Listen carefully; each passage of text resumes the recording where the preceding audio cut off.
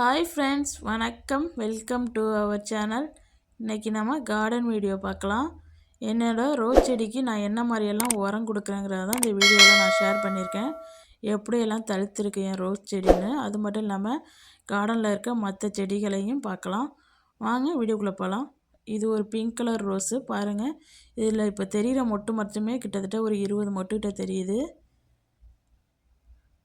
இன்னமும் துளிர் நிறைய எடுத்துக்கிட்டு இருக்கு பாருங்கள். நான் இந்த ரோஸ் செடிக்கு என்ன மாதிரி உரம் கொடுத்துருக்கேன்னு இந்த வீடியோவில் காமிச்சிருக்கேன். ஸ்கிப் பண்ணாமல் பாருங்கள். இந்த செடி மட்டும் கிடையாது, எல்லா செடியுமே நல்லா துளுர்த்து இருக்குது. எல்லாத்துலேயுமே மொட்டு நிறையா வந்திருக்குது.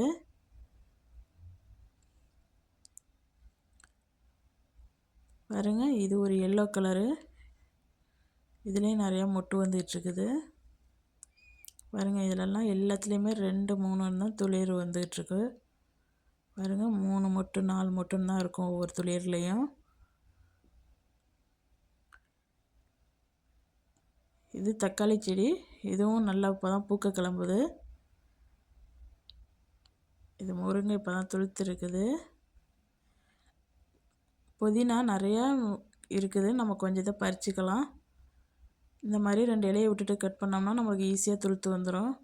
நான் 2 பாட்டில் போட்டு வச்சுருக்கேன். ஒரு பாட்டில் பறிச்சோன்னா அடுத்த பாட்டு ரெடி ஆயிரும். அதே மாதிரி வல்லாரைக்கீரையும் இன்றைக்கி நல்லா நிறையா இருக்குது. அதையும் பறிச்சிக்கலாம். இந்த உரத்தை நீங்கள் வீட்டில் இருக்க எல்லா செடிக்குமே கொடுக்கலாம். எல்லாமே நல்லா தளிர்த்து வரும். நல்லா பச்சை பச்சைர்னு. முள்ளங்கி ரெடி ஆகிடுச்சு. இதையும் பிடுங்கி எடுத்துக்கலாம். நான் ஃபஸ்ட் டைம் போடுங்க. நல்லா பெருசாக தான் இருக்குது. பரவாயில்ல. ஒரு பாட்டில் உள்ளதை மட்டும் பறிச்சிருக்கேன். இது கொல்லைக்கீரை. இன்னும் ஒரு வாரம் கழித்து பிடுங்கிக்கலாம். இப்போ வல்லாரைக்கீரையை பறிச்சிக்கலாம். இந்த வல்லாரைக்கீரை நிறையா இருக்குது. இது ஈஸியாகவே வளரும். நம்ம அந்த மாதிரி கட் பண்ணி விட்டுட்டோம்னா அது ஒரு கொத்தை தூக்கி நம்ம ஒரு பாட்டில் போட்டு விட்டுட்டோம்னா அது ஃபுல்லாகவே பாட் ஃபுல்லாகவே ஆயிரும். நல்லா அப்படியே படர்ந்து நல்லா வந்துடும். பாருங்க, நம்மளுக்கு இன்றைக்கி புதினாவும் வல்லாரைக்கீரையும் உழவு கிடச்சிருக்குது. நான் இந்த மாதிரி வாழைப்பழத்தோட பால்கனில் போட்டு நல்லா ஊற வச்சுருவேன் ஒரு 2 நாளைக்கு. அதுக்கப்புறம் அந்த தண்ணியை எடுத்து நல்லா வடிகட்டி எடுத்து வச்சுக்கிட்டு அது கூட ஒரு 5 மடங்கு தண்ணி சேர்த்துக்குவேன்.